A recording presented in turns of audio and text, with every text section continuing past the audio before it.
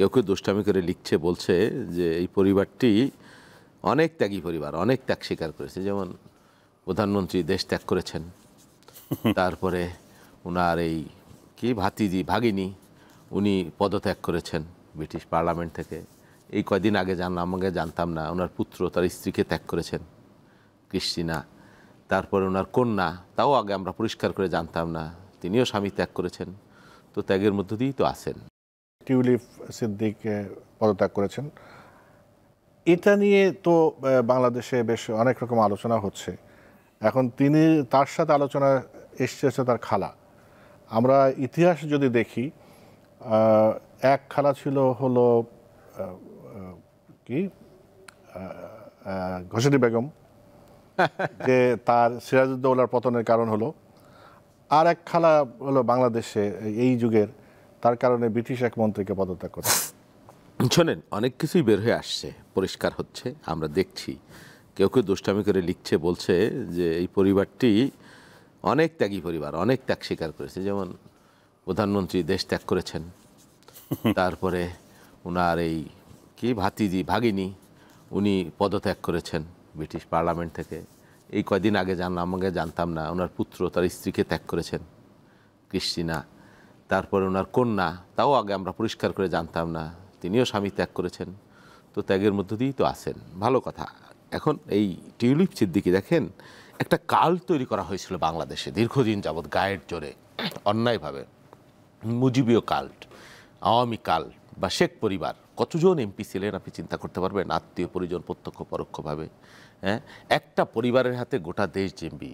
ওই সময় যেমন একজনই নেতা, একজনই অবতার, একজনই মহান, শেখ মুজিব, এর বাইরে আর কেউ নাই। তাজউদ্দিন নাই, জিয়াউর রহমান পাকিস্তানের চর, কর্নেল জেনারেল এমএজি উসমানী, তারও কোনো অবদান নাই। সৈয়দ নজরুল বলেন, ভাসানী বলেন, কেউ না। ইভেন মুজিবনগরের একদিনের জন্যও সরকার যেখানে হয়েছিল শেখ সাহেব যান নাই, একদিনের জন্য যান নাই, স্বীকৃতিই দেন নাই। তার মানে আবার যদি তাজউদ্দিন আহমেদ একটু বড় হয়ে যায়, আর জিয়াউর রহমানকে তো দেনই না, 400 টাকার মেজর, পাকিস্তানের চর, এইসব বলা হয়েছে। এই পরিবর্তন এই হাসিনার আমলে আপনি তো জানেন, তার কথার বাইরে গাছের পাতাও নড়তো না এই বাংলাদেশে। হ্যাঁ, আমরা কিছু লোক চোখে চোখ রেখে কথা বলেছি জীবনের ঝুঁকি নিয়ে, অনেকে গুম হয়ে গেছে। আপনার প্রত্যেক শ্রেণী পেশার মানুষ চাটতে চাটতে চাটতে চাটতে রক্ত বের করে ফেলেছে পায়ের। এরকম বাস্তবতা তো তৈরি হয়েছিল। হাসিনা, একজনের বিচার চাইলে হাসিনের কাছে চাইতে হবে, কারণ জমি দখল হয়ে গেলে হাসিনের কাছে মুক্তি চাইতে হবে, কেউ গুম হয়ে গেলেও তার কাছে ফেরত চাইতে হবে। বাংলাদেশে আর কেউ নাই, কোনো প্রতিষ্ঠান নাই, এবং তিনি মহান, তার কোনো বিকল্প নাই বাংলাদেশে। এই একটা পরিবেশ তৈরি করা হয়েছিল যে উনি চক্ষু মুদিলেই বাংলাদেশ বঙ্গোপসাগরে ভাসিয়া যাইবে, এরকম একটা বাস্তবতা তৈরি করা হয়েছিল। তো এখন আমরা কি দেখছি, আপনি দেখেন কোথার থেকে কি বের হয়েছে। এই যে টিউলিপ সিদ্দিকী, দুর্নীতি, আপনি জানেন, এই কথা তো অনেক আগে থেকেই বলেছি, বিলেতের সবচাইতে দামি এলাকা, মানে পৃথিবীর সবচাইতে দামি এলাকা বলা হয় হ্যাম্পি স্ট্রিট, এবং তার মধ্যে সবচাইতে অভিজাত এলাকা যেটা ফ্রগলিন, সেখানে সেই শেখ রেহানার বাড়ি। কোথা থেকে? শেখ মুজিবের কি জমিদারি ছিল বাংলাদেশে, না কি ছিল তার বাপের, না তার হাজব্যান্ডের ছিল? কোথা থেকে টাকা আসে? সালমান এফ রহমানের পুত্র আপনার ওই যে কিং চার্লসের যে চ্যারিটেবল অর্গানাইজেশন, সেখানে 2.5 লক্ষ পাউন্ড দিয়ে, সেখানে অনুদান দিয়ে তিনি সেখানে পদ নিয়েছেন। ওই যে জাবেদ সাহেব মন্ত্রী, হ্যাঁ, চিটাগাঙ্গের মন্ত্রী, 600 নাকি বাড়ি। আপনি চিন্তা করতে পারেন, আলাদিনের আশ্চর্য যে প্রদীপ বা চেরাগের গল্প আমরা শুনি, একটা গরিব দেশ, হিসাব করে অনেকে তো বলে যে যত টাকা লুট হয়েছে 40টা পদ্মা সেতু হইতো বাংলাদেশে, আরও কত কি আসছে, কত কি আসবে আল্লাহ জানে আর মাহবুদ জানে। অথচ এদেশের মানুষের ভাগ্যের বদল হয় না। তারা আমাদেরকে উন্নয়নের গল্প শোনাইছেন, তারা আমাদের ভাগ্য পরিবর্তনের গল্প শোনাইছেন, তারা আমাদেরকে গণতন্ত্র দিয়েছেন, আবার বলেছেন হাসিনা পালায় না, আমরা মানুষের ভোট ছাড়া ক্ষমতায় যাই না। মিথ্যা, ভনিতা, ভণ্ডামি, একটা রাজনৈতিক নিকৃষ্ট কালচার বাংলাদেশে তৈরি হয়েছিল এই বিগত 15 বছর, দুর্ভাগ্যজনক বারবার।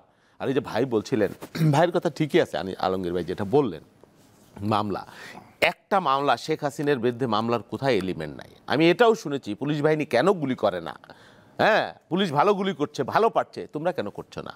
সামরিক বাহিনীকে বলা হয়েছে। তো এই মামলার আসামি কি শেখ হাসিনা হওয়া উচিত না? তবে হ্যাঁ, প্রক্রিয়াগত ইম্যাচিউরভাবে, যেটা রাষ্ট্রের করবার কথা ছিল, রাষ্ট্রের সরকারের, সেটা নয় মানুষ করছে, নানানজন নানানভাবে করছে। অনেক মানুষ তো ক্ষতিগ্রস্ত, তার মধ্যে ক্ষোভ থাকবে, আত্মীয় পরিজন আছে, যারা আছে, নানানজন নানানভাবে ক্ষতিগ্রস্ত হয়েছে। তো মানুষ তো মামলা করবেই। এখন সেই মামলাটা যথাযথ প্রক্রিয়ায় হচ্ছে কি হচ্ছে না, সেই বিষয়গুলো তো রাষ্ট্রের সরকারের দেখবার দায়িত্ব ছিল। না হলে তো এই যে এরকম বজ্রআটনি ফসকায় গেল, এই মামলা হাসিনা আইনেও হয়তো মুক্তি পেয়ে যেতে পারে, এই শঙ্কা তো আমাদের আছে। আমাদের বিরুদ্ধে যে মামলাগুলো হয়েছে আপনি বলেন, আমরা কি কোথাও বোম ফাটিয়েছি আমার মতো মানুষ? আমরা কি কারো আঘাত করেছি, কোনো জায়গায় লুটপাট করেছি? আমরা তো ক্ষমতায় ছিলাম, বা এই ঢাকা শহরে থাকবার 1 ইঞ্চি জায়গা নাই, একটা ফ্ল্যাট নাই, এত বছর রাজনীতি করে 38 বছর, 2-3 বার ক্ষমতায় গেছি এর মধ্যে, তখনও নেতা ছিলাম। তাহলে আপনি আমাকে যে এই মামলাগুলো দিয়ে আমাকে হেনস্থা করলেন, জেল খাটাইলেন, আমাকে রক্তাক্ত করলেন বারবার, হ্যাঁ, প্রত্যেক দিন ভোরবেলায় কোর্টের বারান্দায় যেতে হতো। হাসিনের ক্ষেত্রে কি তাই?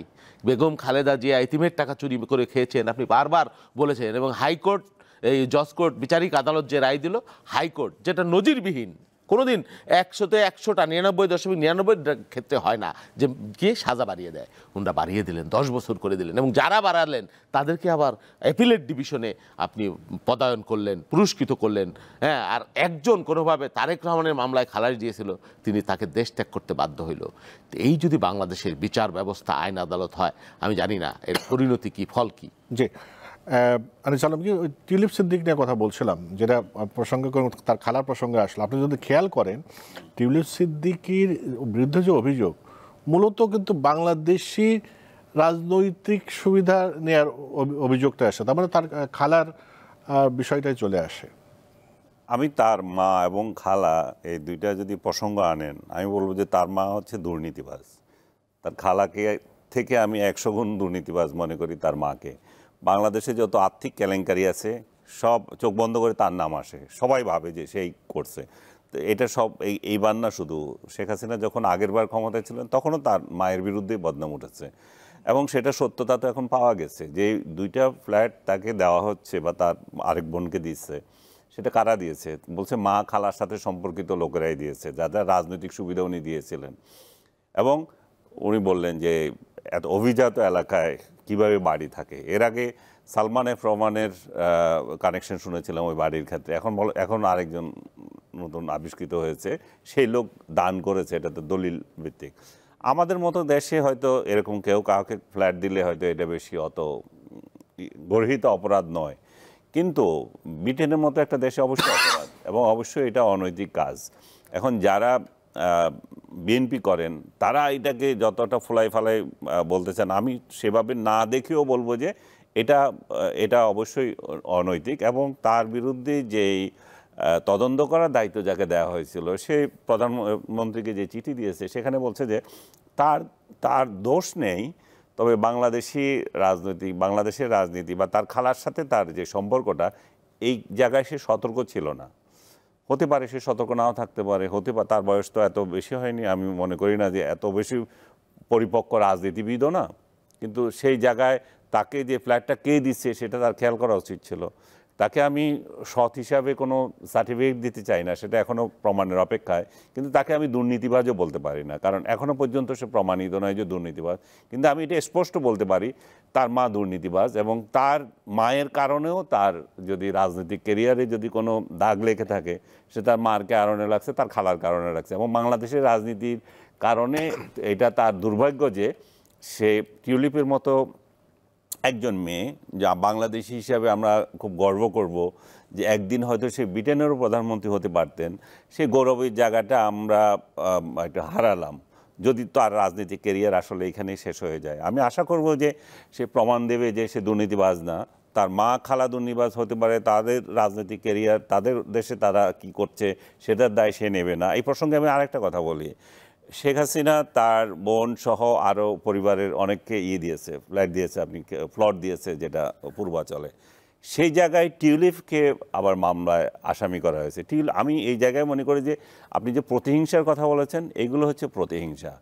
টিউলিপ কেন এই জায়গায় হবে? টিউলিপ কি প্রভাব বিস্তার করতে পারে যে তার মাকে প্লট দাও, তার বোনকে প্লট দাও, তার খালাকে প্লট দাও? সে তো আরেক দেশের নাগরিক, তার খালাই তো এনাফ দেওয়ার জন্য, তা না? তার হাতেই তো ক্ষমতা। সো যারা এই সমস্ত মামলা করেন, যে সমস্ত উদ্দেশ্যপ্রণোদিত মামলা করেন, এগুলো করার কারণে ওই মামলাটাকেও হালকা করা হয় আমি মনে করি।